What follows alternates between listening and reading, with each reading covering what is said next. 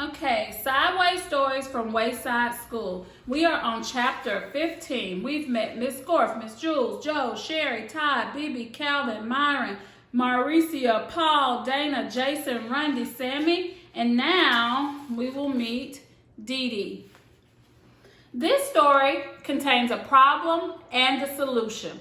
Deedee was a mousy looking kid. Unlike most children at Wayside School, she liked recess better than spelling. As soon as the recess bell rang, she would jump up from her seat and run out the door. There were big signs in Wayside School on every floor. No jumping down the stairs. Deedee never seemed to notice the signs. She jumped down the stairs. Some children took the stairs 2 at a time. Deedee took them 10 at a time. That was on the way down. It was funny. She never seemed to be in quite the same hurry on the way back up. There was another sign at Wayside School. No cutting across the grass. Deedee must not ever have seen that one either. She cut across the grass and ran up to Louis, the yard teacher. "I want a green ball," Deedee said. The green balls were the best. "I'm all out of green balls," said Louis. "Okay, then I want a red ball," said Deedee.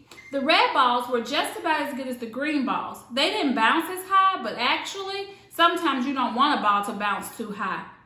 "I'm all out of red balls too," said Louis. "Do you have anything left?" asked Deedee. Deedee meant anything besides the yellow ball. There was one yellow ball at Wayside School, and Louis was always trying to get rid of it. It didn't bounce, and it never went the way it was kicked. "Anything at all?" asked Deedee. "Today is your lucky day," said Louis. "I have one ball left, just for you. The one and only yellow ball." "No thanks," said Deedee. "Aw, come on, take it," said Louis. "Why don't you ever have any green balls or red balls?" asked Deedee. "I do," said Louis, "but the other children asked first. By the time you get out here, they're all gone. But that's because I have to come all the way from the 30th story. How do you expect me to compete with the kids from the first or second?" she asked. "That's why I saved you the yellow ball," said Louis.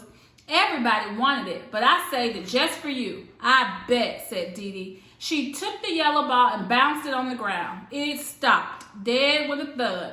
She stepped back, ran up, and kicked it. It went backwards over her head. She didn't bother chasing it. Instead, she played hopscotch with Jenny and Leslie. She thought it was disgusting. The next day, Deedee asked Miss Jules if she could go to recess early.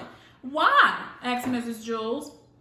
"So I can get a green ball before Louis gives them all away," said Deedee. "I'm glad you have a good reason," said Miss Jules. "Yes, you may go, but first, spell Mississippi for me."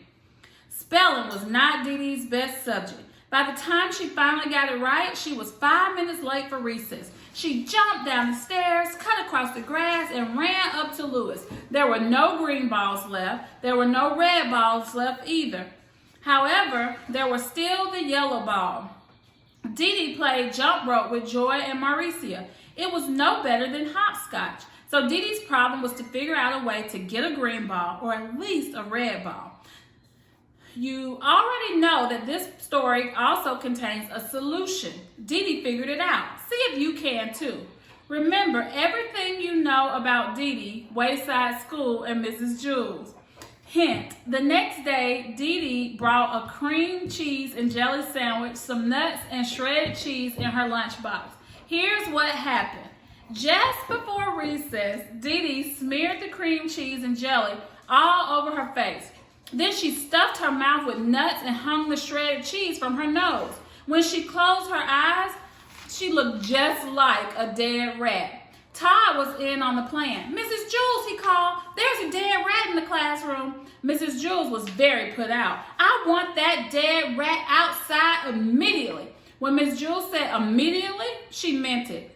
Deedee instantly found herself outside on the playground. "I want a green ball," she said. Louis pretended that he hadn't heard her. "May I please have a green ball?" asked Deedee. Louis gave her a green ball.